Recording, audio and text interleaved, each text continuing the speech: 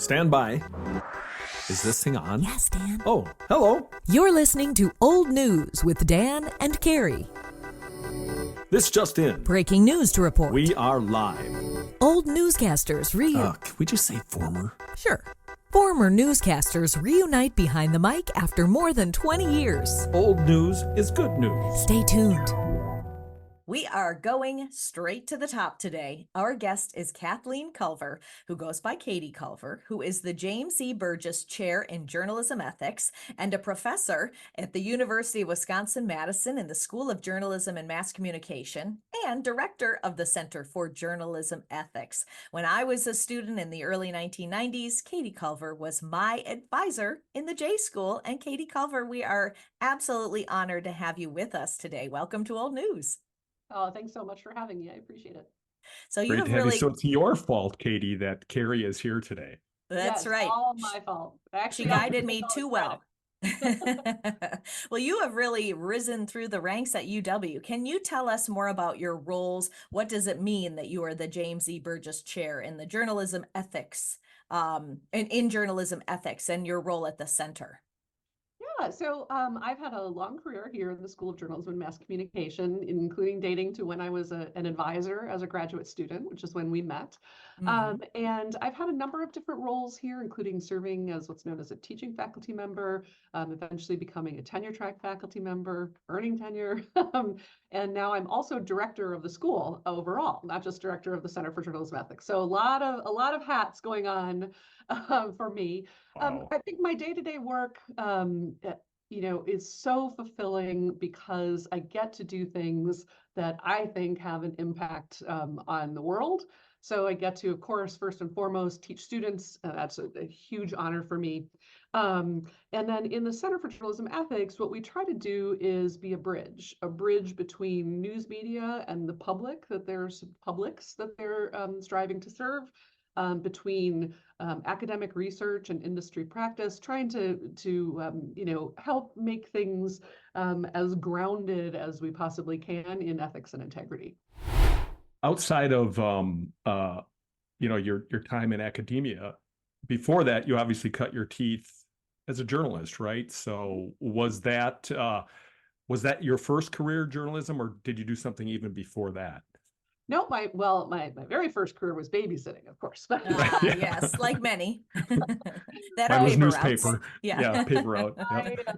I went to the J-School because I wanted to be the kind of hardest of hard news reporters. I was a police and courts reporter for the then Milwaukee Sentinel and a general assignment for the Sentinel, but focused a lot on police. And then for a small newspaper in Illinois. And then I came back and got my master's and PhD focused on media law. So the law has always been an interesting part of my career. And I teach that class now, our media law class. So if there's a through line through my professional career, it's really that interest in law and the impact of justice in people's lives. Where did that come from? I did have a detour. After grad school. I worked in marketing for UW Health for a time, which was really fascinating and gave me the opportunity to learn digital skills that were, this is how old I am. People didn't have Google when I was doing this work. Yeah, We know it's a that lot feeling, easier now. yeah. Yes. So where did your passion for justice and the law come from? Did that develop when you were a police reporter? No, actually, so I had been doing some work as what's called a stringer. So when you, a news organization, you're not employed by them, you're not an intern, you're not a staff reporter, but you do correspondent work for them. And so I had been covering, generally that's usually about breaking news, quite often about crime. And so I had developed an interest in it, but it was really when I took an internship at the Sentinel in the fall semester and then came back in the spring semester and took media law course. That's where it really sort of lit my mind on fire. So back in those days, there was two Milwaukee newspapers. Things have changed so much. The evening paper was the Sentinel, correct? No. The Journal was the Sentinel, or the Journal was the afternoon, and the Sentinel was the morning.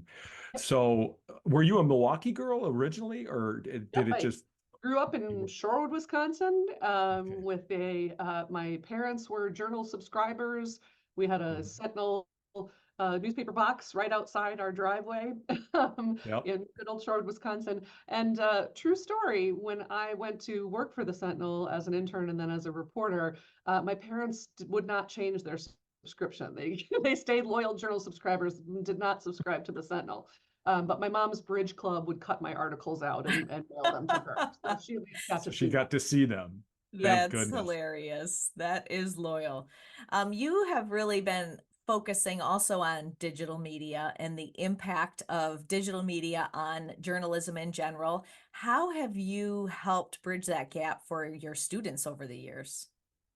Well, gosh, in new Yeah, ways every single year. I right. think really one of the foundational elements of our curriculum here in the School of Journalism and Mass Communication is adaptability, is helping our students develop skills that can carry them across careers and through technologies as they develop. So like I said, no Google, no Facebook when we launched this curriculum, and now we're trying to figure out how how the TikTok algorithm is affecting people's perceptions of news. So Mhm. those digital skills are definitely important, but we are not tool focused here because the tool is going to change from one year to the next. There was a Mhm. time that every news organization was going to do a pivot to video because Facebook recommended it, and then it turned out to be monstrously unsuccessful. So we don't teach to the tool. Mhm. We teach to the audience and what the goal of the communication is, and then pick the tool that best meets the challenge. Hmm. So it's fair to say you're teaching kind of how to develop content as opposed to how to develop, how to distribute basically. I mean, You got because digital media is basically just the way it's distributed, right? I mean, social media, it used to be TV, used to be radio. I mean, is it one of the biggest changes in the way journalism has been delivered I mean, there's the printing press, there's broadcasting, and then there's this, digital media. It's just the way it's distributed, right? It's the way it's distributed. There are also larger questions. I'll use social media as an example. Mhm. The algorithms that lie behind, so that the things that deliver your Facebook newsfeed to you, or what you're receiving on Twitter/X, or the Instagram ad. So the algorithms that are delivering that to you, we have some pretty solid evidence that those are driven by some fairly dark emotions. So we Mhm. are more likely to spend time on a message if it triggers anger, or if it Mhm. triggers conflict in some Mhm. way, and that can be very, very destructive for news. So if we're chasing hits and clicks, because we can now measure things that we didn't used to be able to measure, that might drive more conflict in our narrative and more darkness in our coverage. And we have to be very, very careful about that. So the platforms are not just platforms for delivery. They also have multiple effects on the things we do and need to take into consideration. That's Right. so Very interesting. interesting. Yeah, things that we did not have to worry about when we were working in news together in Madison, because that's like the new thing when we were there was, oh, we have a website now. And people would email us if they wanted to contact us. And even that was like, ooh, we have email. And then we might type a story into the website. But there wasn't that immediacy of, constantly having the feedback, let alone algorithms. I mean, it was just a plain old website. Mhm. It's so different. Yes, the world Well, has changed enormously. Mm-hmm. Well, and the danger is you're just getting information, not just getting information, but you're getting a lot of information that is targeted to you. And like you said, those those dark angels that we carry around with us, as opposed, it's kind of like the opinion page on steroids. It feels like to me, like, I mean, a lot of us would pick our newspapers based on how we aligned with the news. Like you said, your parents were Journal Sentinel or Journal readers. Mhm. And then the Sentinel was kind of a little bit different political viewpoint. So people kind of picked based on where they lied, but now it's kind of like forced on you, so to speak. Yeah, it's interesting, actually. One of the things that we need to be concerned about right now is our tendency to seek out that which reinforces what we already believe. Mhm. You know, my parents were very conservative and yet subscribed to the Journal, whose editorial page was quite liberal. Yeah, that's true. Good point. So the Yeah, Sentinel was the interesting. more conservative paper. Yeah. So, you know, they received exposure to editorials that they, you know, would quite often vociferously disagree with. Huh. But now we have a greater opportunity than we ever have to sink into our own little silos of, okay, everybody Mhm. thinks what I think about issue X, and so this I'm seeking out information that just reinforces. And that's quite dangerous. Mhm. The two biggest things that when I give talks publicly and people say, well, what should I be doing to be, you know, better informed? And I say two things. One, if you're on social media and you feel an emotion, pause and move to something else. If Mhm. something really angers you, don't spend time on it, don't share it, pause, move on to something else and let the emotion dissipate and then decide whether this is an issue you're really going to care about. Mhm. And then the other thing is a really good practice day to day is if you're using a laptop or a desktop computer, change the home screen for your web browser. When you open up your web browser, change it to a different news outlet every week so that you're Oh. just getting that little eyeball exposure to something different. Because, you know, if you are such a dedicated viewer of MSNBC and that's your homepage and you're getting fed the information that you agree with already, change it Mm. up. Try something that's a little bit different. Hmm. Right. Yeah, I agree with Interesting. that. Yeah. What do you teach students about how things have changed? I mean, you mentioned the news silos. You know, it's like the stations have shifted so dramatically. And in the past, you would watch the news, you would hope it was factual, and then if something was an opinion, that was an editorial. I mean, it was like, newsflash, this is an editorial, this is my opinion. It was not shrouded in, a news piece. And I feel like that has really disappeared, where it's like everything is an opinion now, maybe with some facts sprinkled in.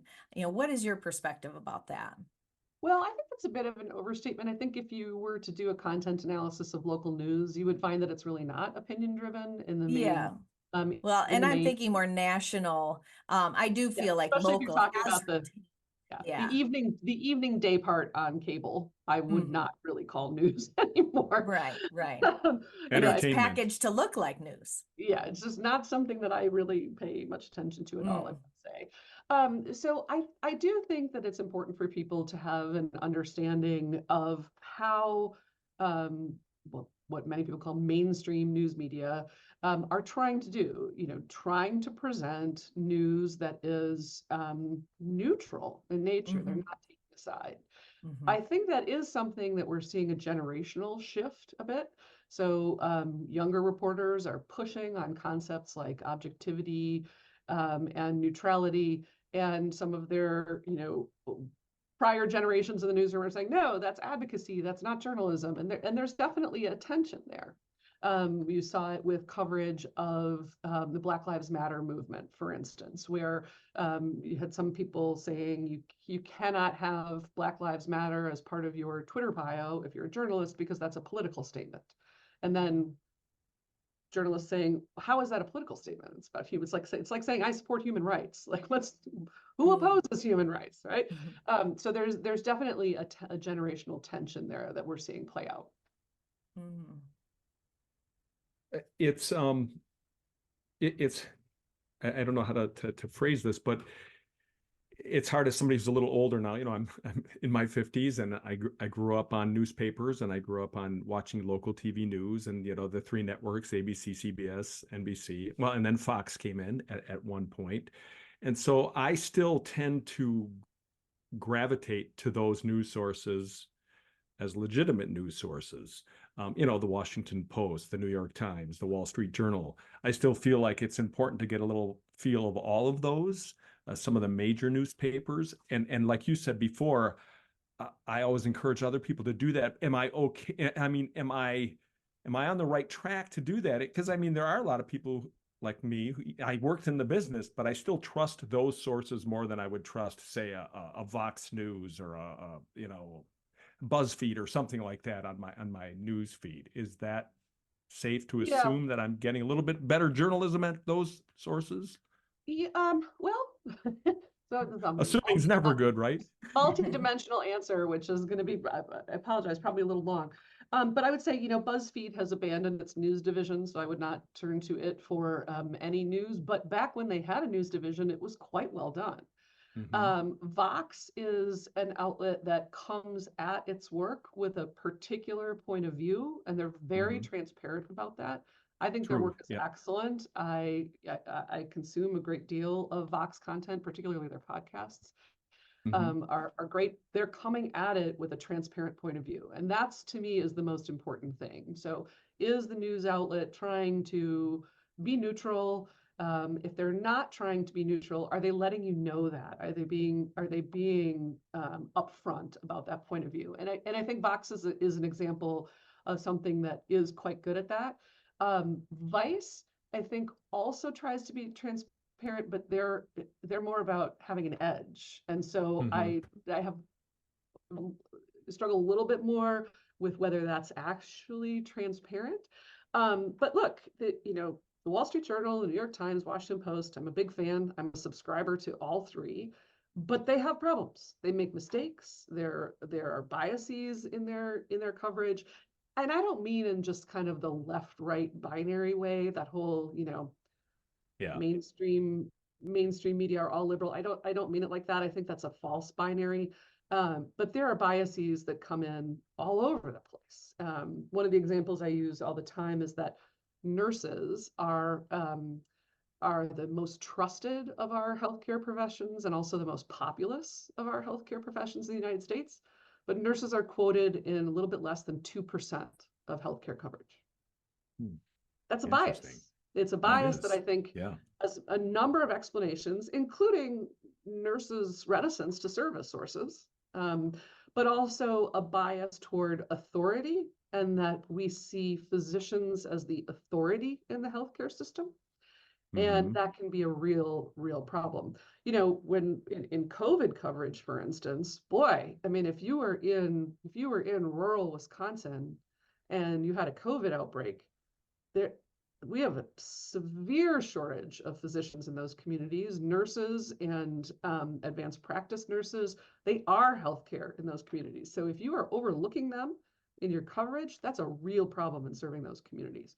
So I think, yes, there are what I would call trustworthy sources, but we still have to be skeptical consumers. We still have to ask, how do they know that? What are the sources? How can I verify? Media literacy is a critically important skill. It's interesting. That's an interesting.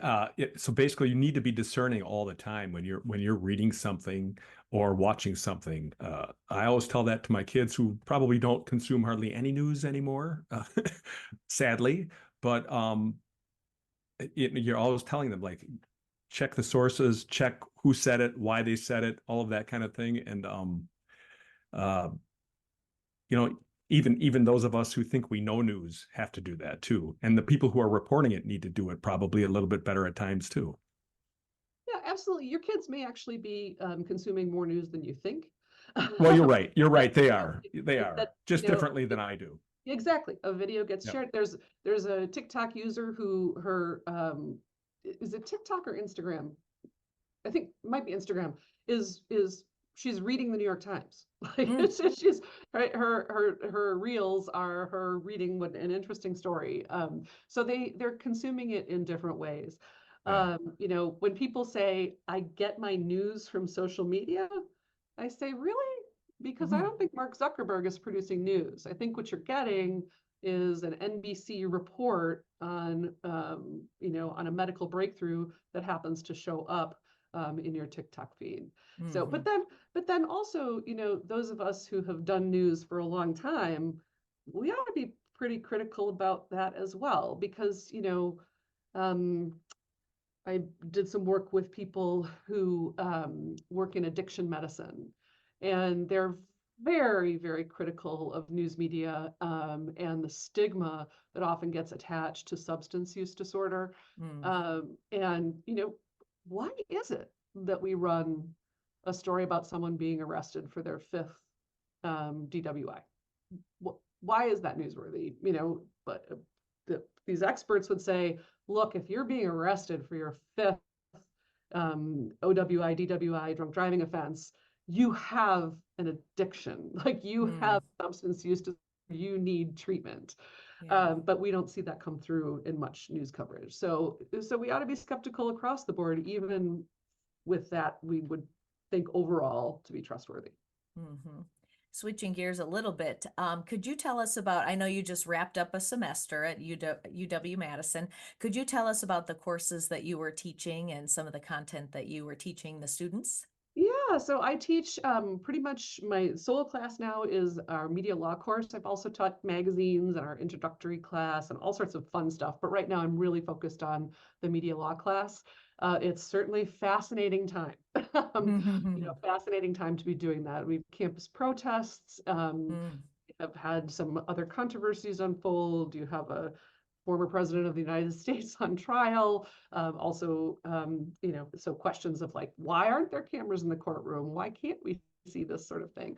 Those all come up. So it's really, it's a very heady time to be teaching this class. And I just love how enthusiastic and engaged the students are. They love tackling tough questions. Like this generation gets a bad rap, like, oh, they're just addicted to their phones. They don't care about anything. That is not what I see in my classroom. I see some really, committed, dedicated students in the main. That's great.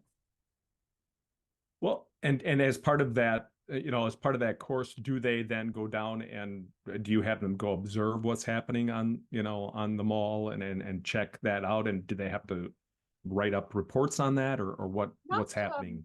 Not for my class, but if you wanted to see a nuanced portrait of protests on campus, I would strongly suggest following the student newspapers on that campus, because the Columbia Spectator, the Daily Cardinal, and Badger Herald here, all of them just had really, for being a crew of 20-year-olds, they had some really fantastic coverage. I thought it was thorough. And in fact, a colleague and I are hoping to do research on how it differed from mainstream news coverage and its framing. Oh, that's good to hear. And we're recording this interview on May 15th. I was reading that on the 13th, that's when an agreement was reached between the university and the protesters that they were going to disband the encampment. How did the protests affect you, or did they, as in Vilas Hall? I know you're close, not like right in the library mall, but you're close by. Did you ever have issues like getting into the building or anything like that? No, our protests overall were peaceful. They did not block access. There was always one lane open around the protests for students to navigate campus. So thankfully it didn't turn into, the taking over of buildings or anything like that. I think the principal way that it affects me is that, my students and my faculty and staff colleagues feel this very deeply.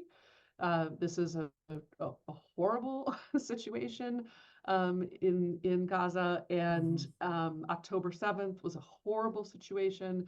Students, really genuinely in pain all the way around this. And so I think for me, the biggest effect is trying to show care for students and try to help people see other perspectives. This, there's been a lot of narrative that portrays these protests in a particular way, or overstates or understates, the interests of students who are disturbed by the protests.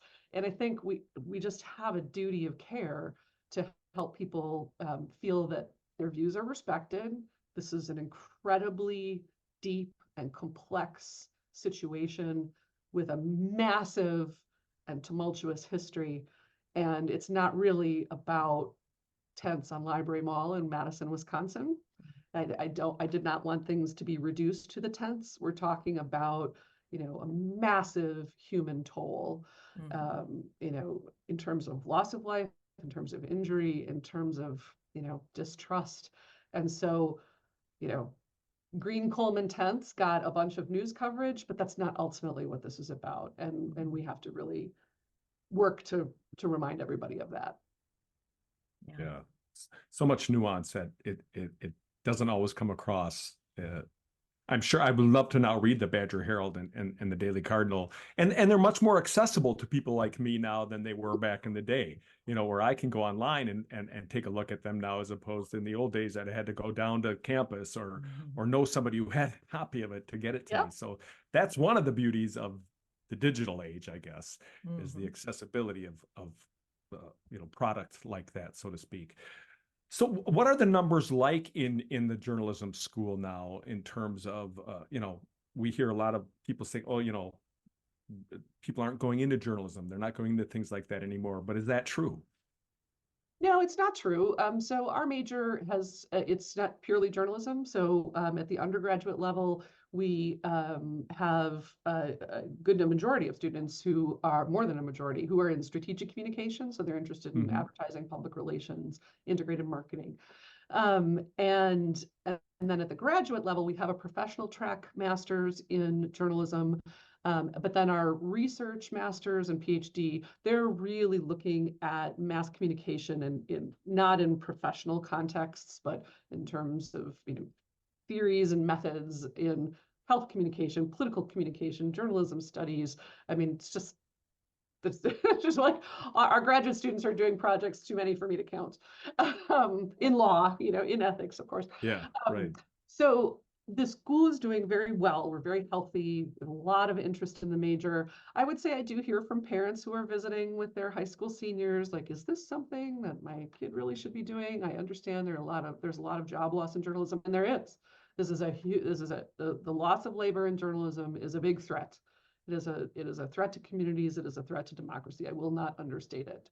But this major is a gateway major to pretty much anything. I mean, if you can take in information, digest it, sift, winnow, and then relay information out to other people, those are skills that work whether you're a doctor, an astronomer, a lawyer, a nurse. I mean, like those skills translate into anything. So I think we as citizens should be concerned about the loss of jobs in journalism. But as students, this major still offers, doorways into so many, many things. That theme has definitely come up in this podcast. I mean, we didn't really know where we'd be headed when we started the podcast, but that theme has been a common occurrence. That just the other day we were talking with Ken Syke, and he was an anchor. He was in sports in Madison. Then he went on to be a public information officer for the school district and worked for Edgewood College. And that's exactly what he was saying, is that, the journalism majors and people who have those skills are really equipped to go and do, once you have the skills, then you can learn the nuance on the job or learn about the education piece on the job. But it just prepares you for really anything that you want to do. Yep. I am so proud of it. I put 2 of my kids through it. Oh, very good. Yes. And are they working journalists now, or are they doing? Yeah, so the oldest is 27 and is doing some freelance writing. And then our middle went into finance, and so did not come through the School of Journalism and Mass Communication, sadly. But that's okay. Everybody has their different talents. And then our youngest she'll be a senior next year in our program. So she's going to go into sports marketing, I believe. Just toying with sports reporting, but she's thinking sports marketing. Wow. Well, congratulations. That's great. Yeah. Hey, I want to touch on something you talked about a little bit. Yeah, we have the loss of journalists. That's one thing. But then you talked about, like, for lack of a better term, there's many news deserts now. There's places where people can't get news, or we've lost news. I live in the city of Sun Prairie, where we still have a local newspaper, but it has struggled. It has struggled, financially, and so what we see oftentimes is a lot of those little newspapers, and it's happening in television as well. They're gobbled up by bigger organizations, and I'm curious to know, what do you think that does to the state of journalism? Kind of the I would call it the monopolization of journalism in some ways. Yeah, so I'm going to pull out a few different strands. So one, with news deserts, it's a big concern. And one of the things that we're starting to see in research is that if or when a community drops into becoming a news desert, it can tend to polarize because the news is not local, the news is national. So instead of paying attention to your local mayoral race or your school board race, you don't have that weekly coming and telling you who's running and doing interviews with the candidates. You're paying more attention to the presidential race because your Right. politics is nationalized. And And we golly, see that in turnout, right? look We at see that, that in the look at election that turnouts. polarization. Yikes. Yep. Yep. So that's a real concern. And there can be because of the national news agenda, it can be an overemphasis on politics as opposed to the other things that people care about in their communities, money, family, safety, health, School. entertainment, Yeah. look at how much local news coverage of youth sports draws people together. Like the photos of the homecoming parade Yeah. make you proud to live in Sun Prairie, Wisconsin. Right. Right? Right. Yeah, Right. and so that brings us together, whether you support this, a conservative economic policy and Carrie supports a liberal economic policy. You're together looking at the photo of the homecoming parade, or you're probably at the homecoming parade, and that reinforces your sense of being together in this community. When you don't have that outlet to pull people together, that can be a real problem. It is a real problem. I also think that some of the answers to that can pose problems as well. So, people saying, well, we lost our local weekly newspaper, but we've created this Facebook group where everybody gets together in the Facebook group and we post things and we share, or we're all together on the Nextdoor app, and that gives us a sense of community.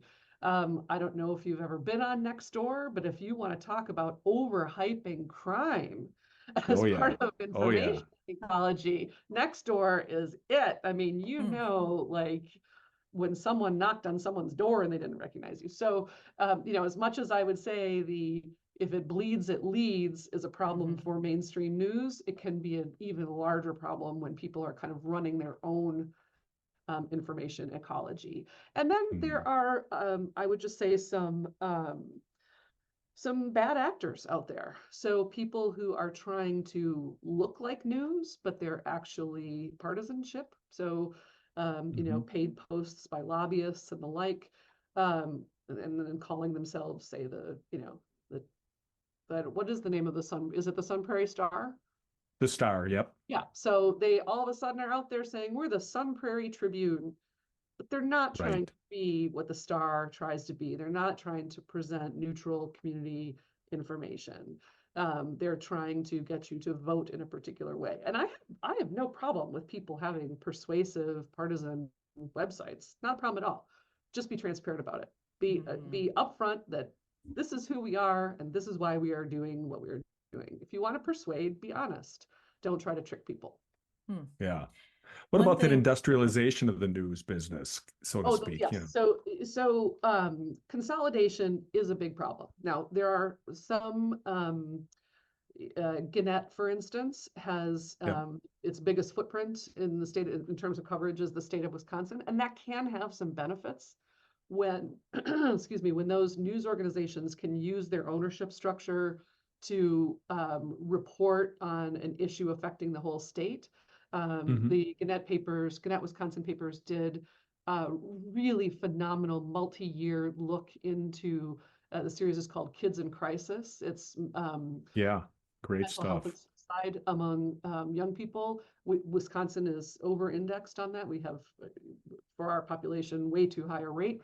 And they did just terrific reporting on that and bringing people. They held community forums. They had over 1,000 people show up to these things. They had a day of action at the Capitol to sort of get legislators to hear these stories and work on funding for mental health in particularly in rural communities.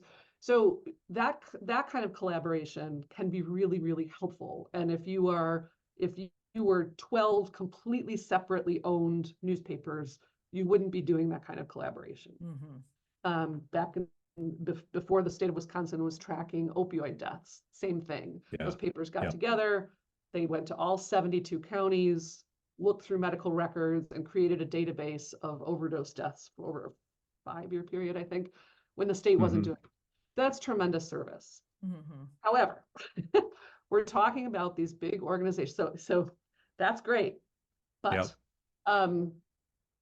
we're talking about organizations that are publicly traded, and ultimately the bottom line matters, and that leads to these cuts that can result in things like a centralized copy editing desk. So rather than having a local copy editor who knows that it's pronounced Doty Street, not Dottie Street, you have someone far flung who doesn't understand the community, and so mistakes can come in. So there are a lot, I'm one of those people who says, look, I am very supportive of the old business model in news. I subscribe to 5 paid outlets. One of them local to Madison, 1 regional, the Journal Sentinel, and then 3 national. And I also pay with my advertising eyeballs as well. But there are new models that we should pay attention to as well, like nonprofit news, Wisconsin Watch, the Wisconsin Center for Investigative Journalism being a good example. Doing some really good stuff. Yep. And so I think, we don't have to preserve the old way. It doesn't have to be that there are 3 competing stations, TV stations in Madison. Maybe that's not what we have 20 years from now, but we better all pray that we have some sort of reliable information ecosystem that includes journalism that sets out to find accurate facts, relay them in the correct context, without fear or favor. That's what we need so that we can make decisions on politics, on who we're going to vote for and why, but also on money and safety and family and all of those things that matter to us within a community. Agreed. You've done a lot of research, and switching gears a little bit, a lot of the research, I was looking at your list of papers on your website that you've published in many, many publications, and the theme of drones kept coming up, and drones and privacy. Can you talk to us about that a little bit? Yeah, so, drones in our airspace, a lot of people think of drones in the military context, that sort of lethal context, but, if you have a 13-year-old kid or grandkid, you probably got them a drone for Christmas sometime recently. And one of the questions that I have had as technology develops in news is, what is the impact of these emerging technologies on journalism practice? And what are the ethical implications of that? And so, I did some research with focus groups of citizens about, so if your local news station is using a drone, or the newspaper is using a drone, what are your concerns about privacy, about safety? And I think that that's something that news media could do more of, having community conversations to understand, like we can tend in newsrooms to think that we're making the right decisions for the right reasons. And then we don't tell anybody what those decisions are or what the reasons were. And that can damage trust in news. The more open we are to hearing public feedback and sharing about our information, our decision making, the more trust goes up. There's a great organization called Trusting News that I recommend checking out. They do research into how we can rebuild that trust, or build it for the first time, not even rebuild. Build. Yes, exactly. And so that was what my work on drones, like how should newsrooms approach this? What kind of internal guidelines could they have? Not these sort of FAA licensing and rules sort of stuff, but what should guide your practice internally? And that's, that also applies to using sensors, scraping data. There are all sorts of technologies that present ethical conundrums. The Ring doorbell itself is one of those situations where you could be being recorded any minute you're walking down the street. I know now I whisper, like if I'm with someone, it's like I just assume I'm going to be on their camera. So I'm like, in the olden days, you would just be like chat, chat, chat about private things. And, now it's like, I just think who's recording me now? Yep, and should news media be using those recordings when someone does capture something on a ring? How, should they be compensated for that? Should they not? Should we run it and before we've had time to vet it? Should we not? And by the way, we're probably almost at time. We haven't even touched on artificial intelligence, which is right. Oh yeah. Huge.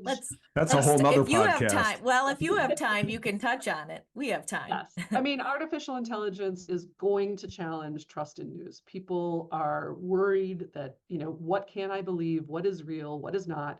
And so every single newsroom should be thinking about this right now.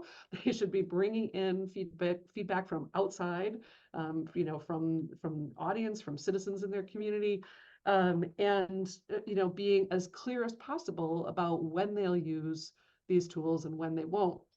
Trusting news, as I mentioned, I don't want to overstate it because it's very early data, but early data from a study that they did indicated that labels showing that AI was used in reporting on a story actually lowered trust levels. And so we need to do more research to see what kind of transparency helps, what hinders, and why. And I think, the questions, clearly we know that a local news station should not go on to, let's see, what did Google just announce something new today? They announced,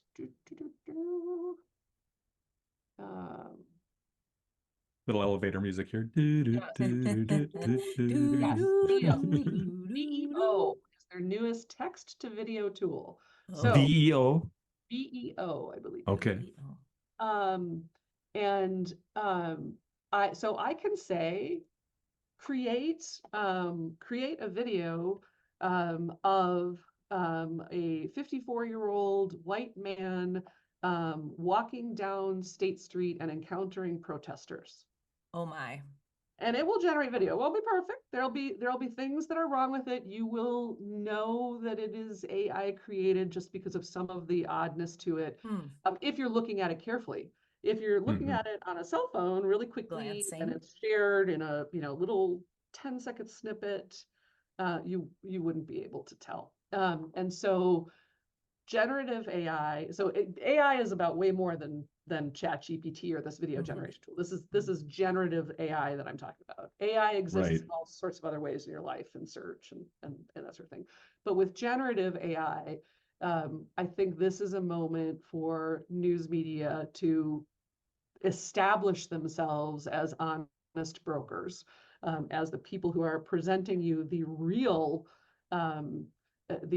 protest video and real people walking down State Street, because this other stuff, can't necessarily be believed. But then there are other minute questions. So if you are doing a daily news podcast and your anchor who does the podcast makes a minor error, but it's actually a fact error, and you're in post-production and she's not available. She is on a plane heading out on vacation, but you still need to drop this podcast because it's timely.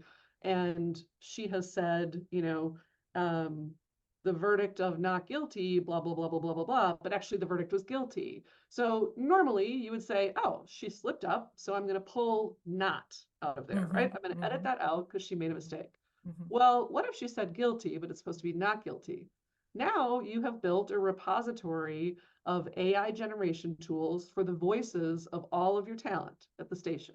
So you can generate her voice saying not guilty instead of guilty. Is that okay?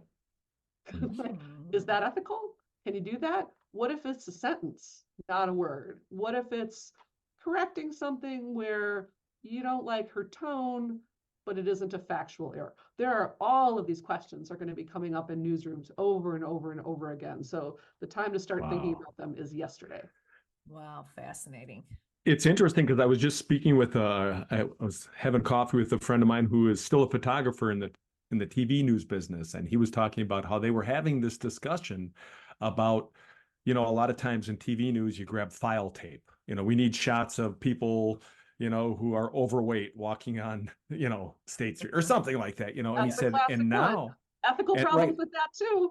yeah, totally, absolutely, or smoking or whatever. And he said now there's a lot of talk of that could possibly be generated by AI down the road, where you're not pulling file tape, you're pulling AI generated non-existent people, and it's kind of like, oh, that's a slippery slope to me. It's a scary thought. Where does it definitely end? is. And it depends on what the audience knows about it and how they can Right. factor in that information into their credibility judgments. But I mean, there are people all the time will complain to me about file footage. Oh, they're doing a story about UW-Madison, and they've got footage of student feet walking up Bascom Hill, but it's Right. February and the footage has leaves on the ground. Has, Right. fall leaves on the ground. It doesn't Right. match. Yeah, So right. that affects credibility too. But AI is going to Yes. present so many, many, many questions for Yeah. Yeah, just this is such a small aspect of it, but at least when we would use file 20 plus years ago, we always put file as a super and it said file. So it's like, you knew if you're watching it, it's like, that's old stuff. We didn't shoot it today that says file. I wonder if they'll be identifying AI generated or, having some kind of identifying marker to at least acknowledge we made this stuff up. Yes, and Google is also at work on tools for that, such that watermarks are embedded so that you'll be able to, people can, at some point, I believe the idea is you could have an app on your phone or on your smart TV that lets you know, that like pops a message that this has an AI watermark on it. It's just a fascinating world that is moving so quickly I can barely keep up. I wish I was 27, not 57. Well, I gotta say, I'm at the age now where I think I want to come and audit your classes, because I there's was things thinking that the same thing. I need to learn so much, and it's always dangerous as you get older to lose touch with some of that stuff that's changing, and it's changing so quickly. So I feel like, that is something I want to do down the road, is audit classes like yours, because boy, if you don't know what's happening, you get left behind. Absolutely. Yeah. So, Yes. hey, we've taken up a lot of your time, Katy. Really appreciate. This has been so fascinating to talk with you today. I could listen to you all day. Yes. Oh, well. Thank Well, you you're welcome so to come and much. audit a class at any point. Thank you so much for having me. It was really fun to chat about these issues because they are so, so very important. They are. Thanks a lot. To hear your perspective and have your knowledge is just invaluable. So thank you so much. All right. And best of luck with the podcast. Thanks. you. Bye-bye. Thanks for tuning in to Old News with Dan and Carrie. That's old news for now. Join us next time.